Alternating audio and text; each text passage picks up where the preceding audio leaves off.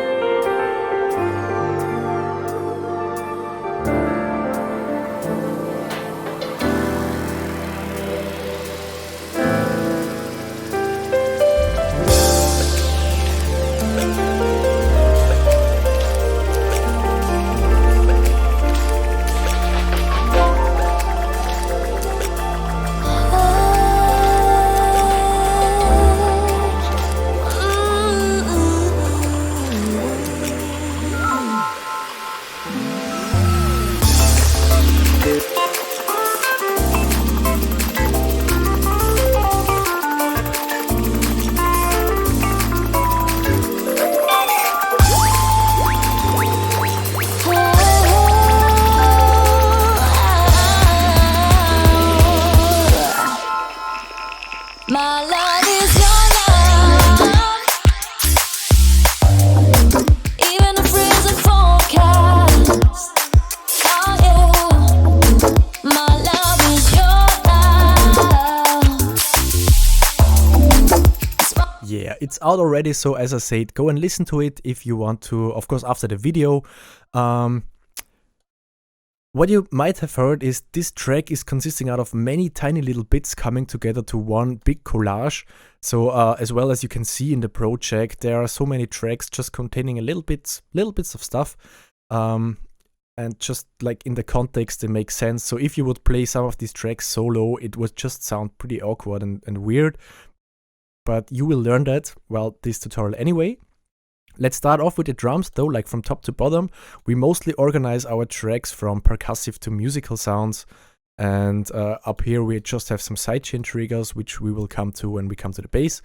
On the drums, there's obviously all the drum hits routed into one drum bus, one group, which already contains a maximizer in this case, as we do the mastering for pretty much all our tracks ourselves, at least for the album as well. We already considered this while mixing it down and just put some effects on the buses already in line with that. If you want to know more about that, just leave us a comment and we'll try to cover it in one of the next videos. Other than that, let's start off with the kick drum right here. The kick is made using Sonic Academy Kick, a plugin, which is pretty amazing in my opinion, as you just have full control over the envelope for the pitch and the amplifying, which pretty much makes an equalizer unnecessary.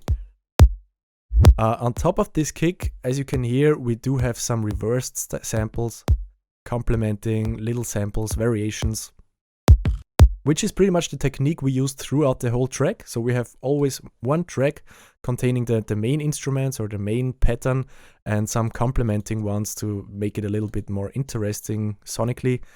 Next up here, the snare drum. Which consists out of many layers. The layers are actually, it's pretty much like in all of the tracks are the snare is made out of more layers in at least in our tracks. Starting off with this main snare here, which was actually a version of the snare drum from a previous version of that track. So we already have like this characteristic rim shot, but it just didn't sound quite well, so this is why we layered a white noise on top of that, made using a serum. Just gives it a little bit of crispiness, and there we have some crunch. These are like Foley clap sounds, pan to left and right, and another generic clap. So these ones just give the snare a little bit of character, and these ones just make it sound snappy enough.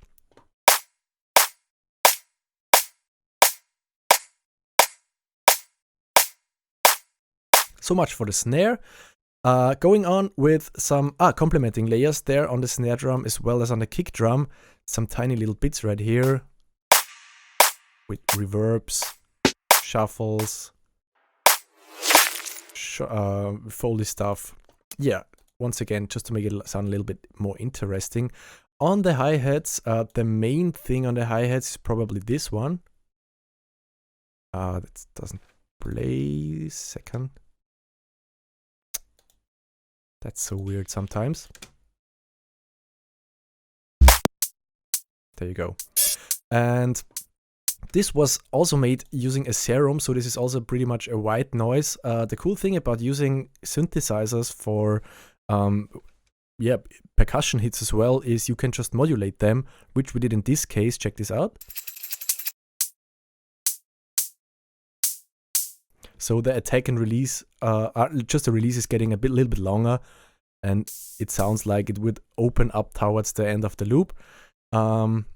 And also a little bit of panning, as you might have heard. Then complementing, we have some open hi-hats right here, out of sample libraries.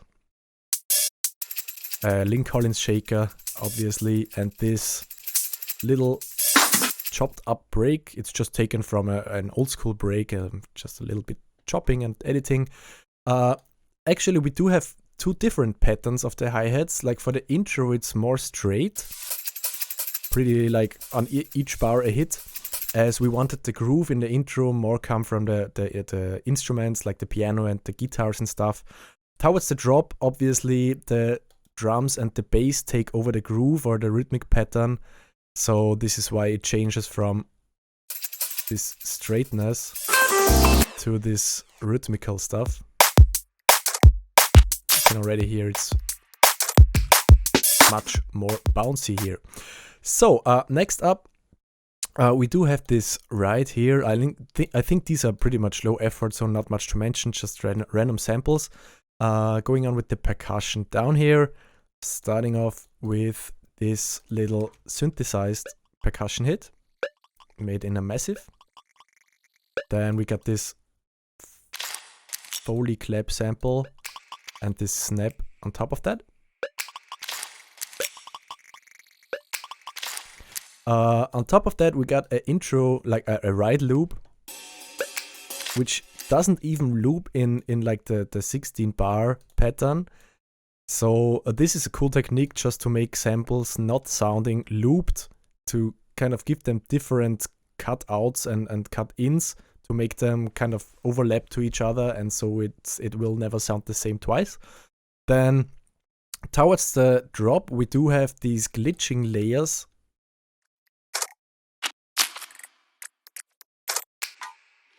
And there you can already hear it doesn't really make any rhythmical or musical sense if you would play it back solo. These were made using samples out of libraries, partially self-recorded stuff, and we just chopped everything a little bit to make it a little bit more rhythmic, and it kind of glues together the drums pretty nice. Check this out.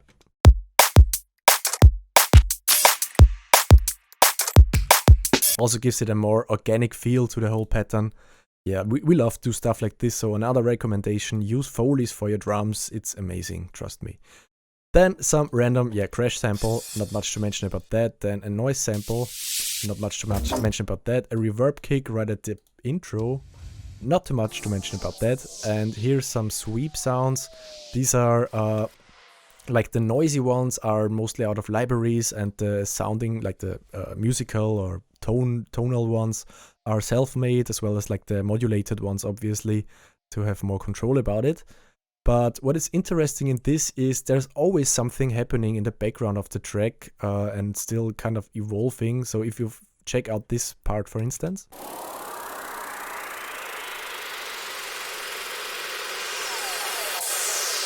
kind of never gets boring, and while listening to the track you wouldn't even realize there's so much going on in the background.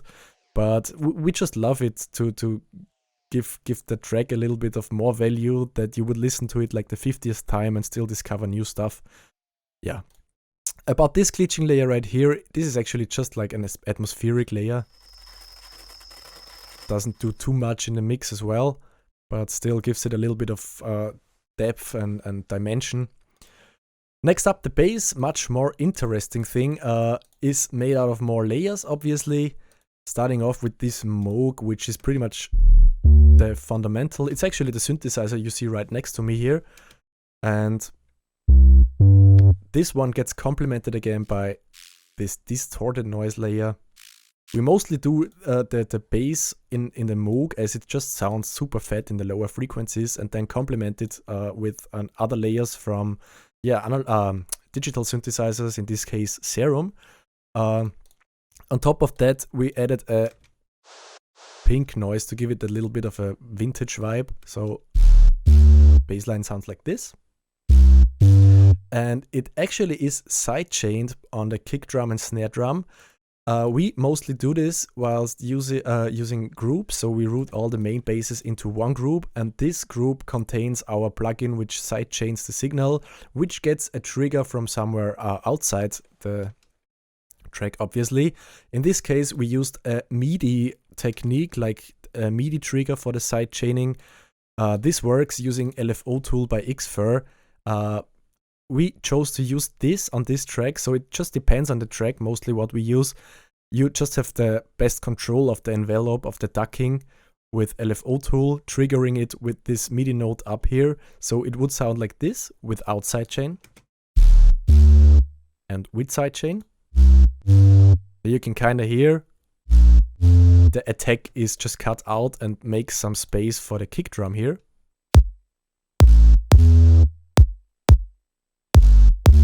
Without sidechain, it was just clash a little, right? So there are more techniques than this on sidechaining. If you're interested in that, leave us a comment again. We will try to do a video about that as well. But for now, I think we're good with the basses. The bass slide right here is just a sample, not much to mention. This marimba here comes out of a Contact library. I think we layered a marimba with a Celesta or something. And below that, put a bass there. So pretty much low effort using Serum, a techie sub. And yeah, and then we have some Trillion instance, or one instance of Trillion playing a picked bass. Yeah, we rendered this same bass into another track. This has a little bit of a different EQing setting, so this is why I just left it here rendered. The interesting part is if you would play like just these complementing tracks back, there's you won't get the rhythmics or the melodies or anything out of that. It just gets its sense when you put it into the context.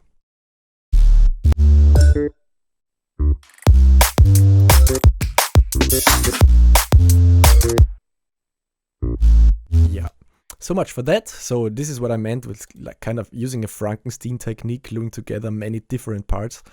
Anyway, let's go on with the pass right here. We used this wow sounding thing a lot. In this case, we used Serum to generate it with a little bit of a bit crusher. What we also tried to do here is to emulate this stereo effects which analog synthesizers have built in, like probably you know a Prophet or a Virus, which is also next to me. When you emulate, when you try to do it stereo on there, it randomly pans your voices or like the single notes of your chord to left and right. So we split up our serum to left and right as well, and let the left instance play one half of the chord and the right instance play another part of the chord. So you get this really nice stereo width. Sounding pretty cool, I'd say. And on top of that, complementing again some, yeah, pretty much low effort modulations, sounds here with a chorus and phaser, and all together.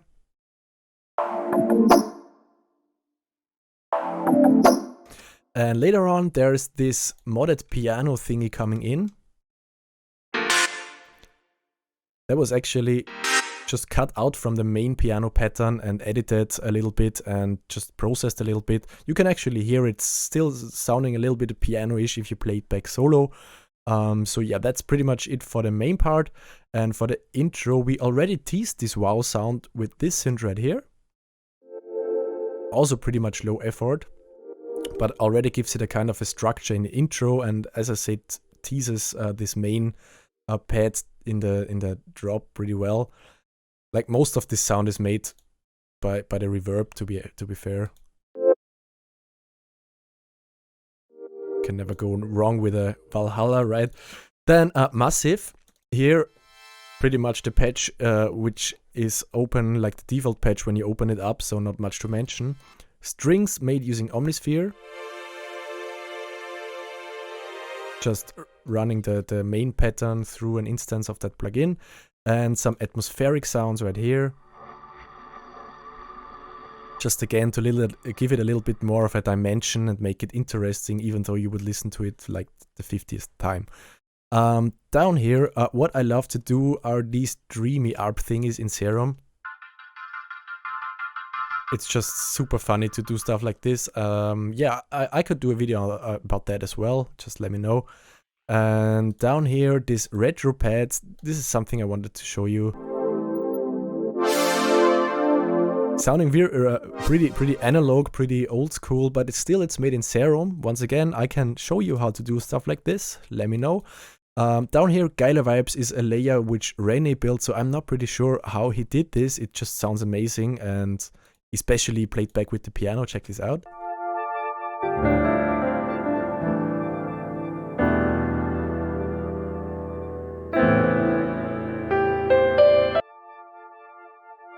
Loving this sound. And I did put a cello sample below the whole intro stuff to give it a little bit more dramatic acoustic feel. And down here we got this rendered bass. I think these are like 2 instances of Serum or something, with even a bit crusher on top of that. I'm not sure, but you can hear it's pretty much low effort.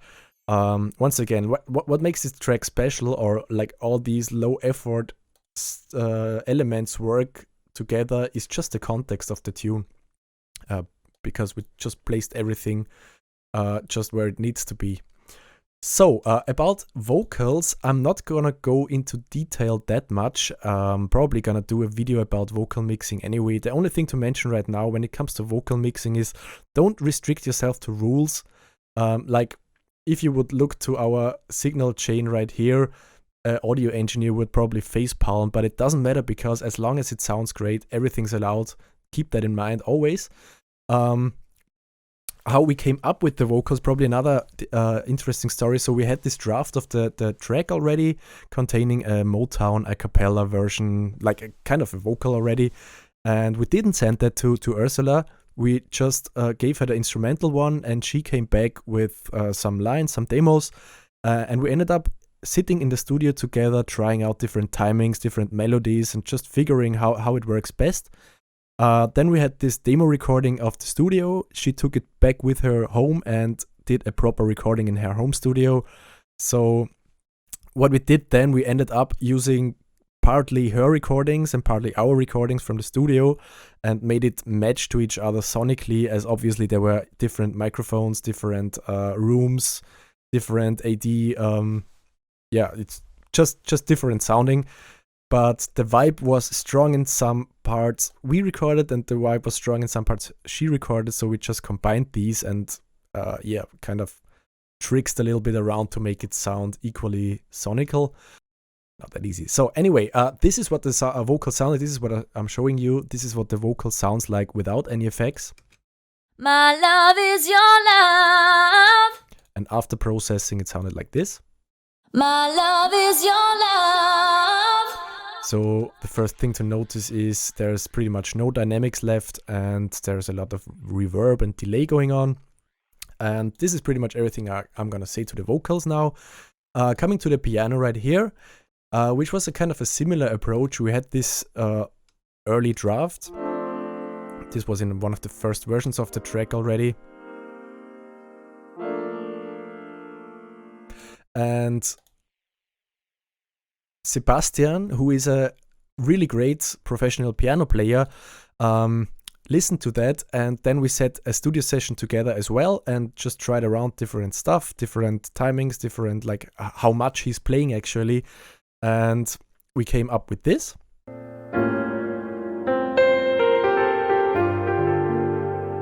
And recorded everything on MIDI so we could adjust like stuff later on.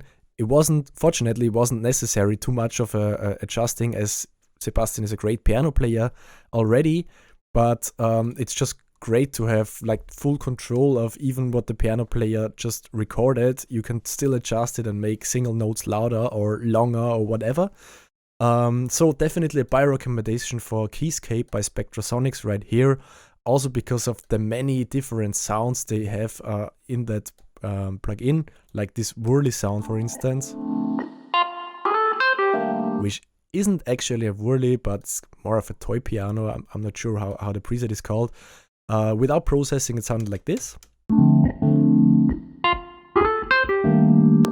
This is with processing. Then on top of all these piano Keyscape sounds, we got this sample right here. And the complementing one in like the middle of the drop. Then on the breakdown, we have an even more realistic sounding piano.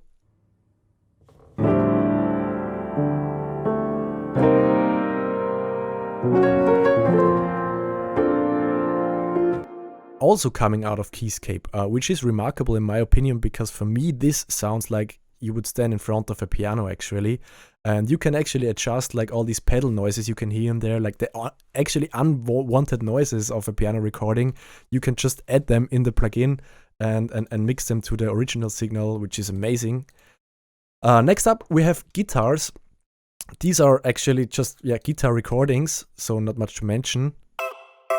We can probably split it up in the musical part and the rhythmical part down here.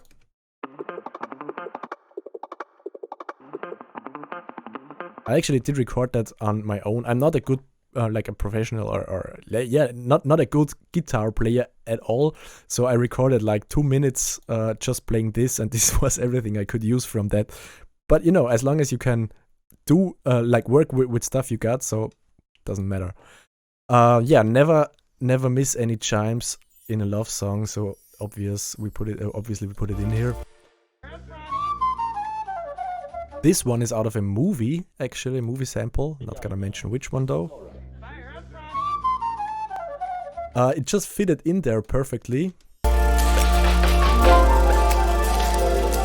And down here we have children on drums. That's actually taken from a YouTube video where parents filmed their children messing around on a drum kit, and I just chopped it up and took some hits out of there to complement the track a little bit. And down here on the outro part, we do have this switch up to a more of a R&B vibe, or however you want to call it.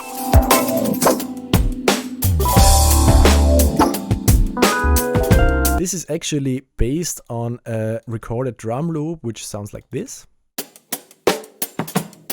On top of that, we just put the proper kick drum, proper snare drum, and some of the initial drum hits from the drum bass part. And obviously like the instruments. Musical instruments.